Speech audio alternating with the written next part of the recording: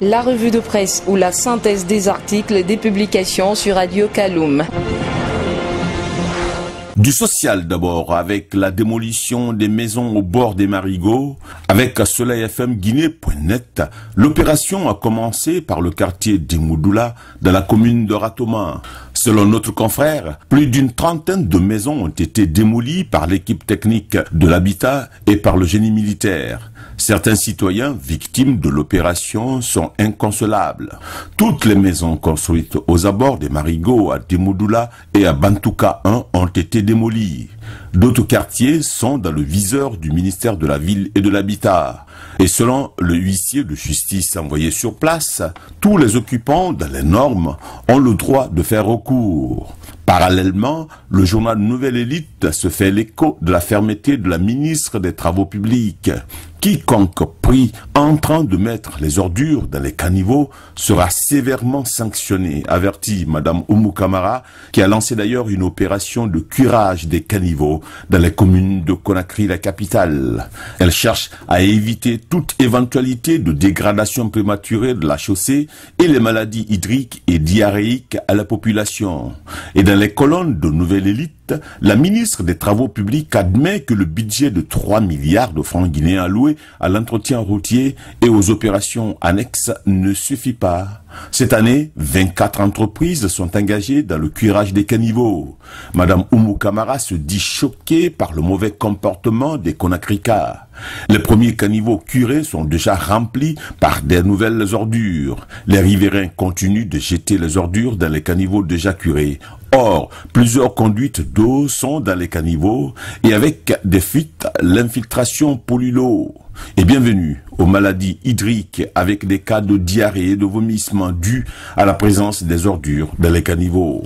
Le journal Bingo traite également de la pertinence des infrastructures routières et de l'insalubrité à Conakry. C'est le carnet de route d'un diaspo qui fait état de construction de routes sans normes, sans conception de projet et de l'arrêt des véhicules au beau milieu de la chaussée pendant les heures de pointe.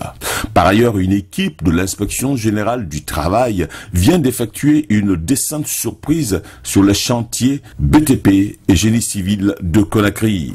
Avec Guinée7.com, Dr Alia Kamara, l'inspecteur général du travail et ses contrôleurs sont en campagne de contrôle et de vérification des conditions générales du travail sur l'ensemble des chantiers BTP et génie civil de la zone spéciale de Conakry. Il s'agit de vérifier le respect des mesures de santé et de sécurité de tous les chantiers. La mission consiste à vérifier si les ouvriers sont dotés d'équipements personnels individuels et collectifs afin d'amoindrir les risques d'accident. Outre le contrôle de documents administratifs des bâtisses, le respect de la législation en la matière et le contrôle technique, la mission de l'inspecteur général du travail a relevé des manquements graves sur le chantier de Cameroun Corniche, où certains ouvriers travaillent même pieds nus. Selon Guinée7.com, Dr Ali Kamara et sa suite ont été stupéfaits par des conditions déplorables et même inhumaines sur le chantier de Cameroun Corniche.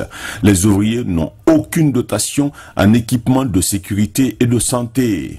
Mais avec l'AGP, les travailleurs du ministère des Affaires étrangères ne sont pas non plus en sécurité. Les eaux de pluie les empêchent d'accéder à leur bureau.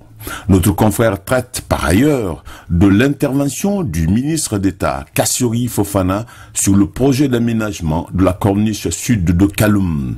L'actuelle corniche n'offre pas du tout de passage pour les piétons.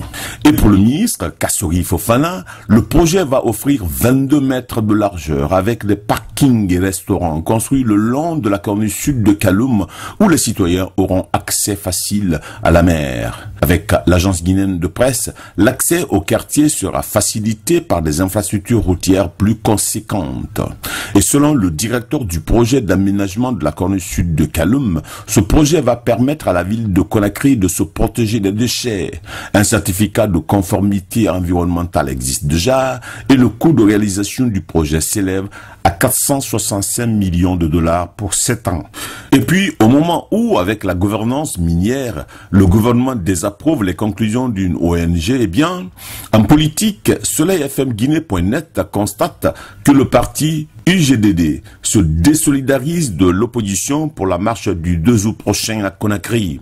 Dans les colonnes de l'agence guinéenne de presse, les autorités de la ville de Conakry confirment la tenue du meeting de l'opposition le 16 juillet 2017 à Kaloum. Et le général Mathurin Bangoura, gouverneur de la ville de Conakry, insiste sur le volet sécuritaire du meeting de Kaloum.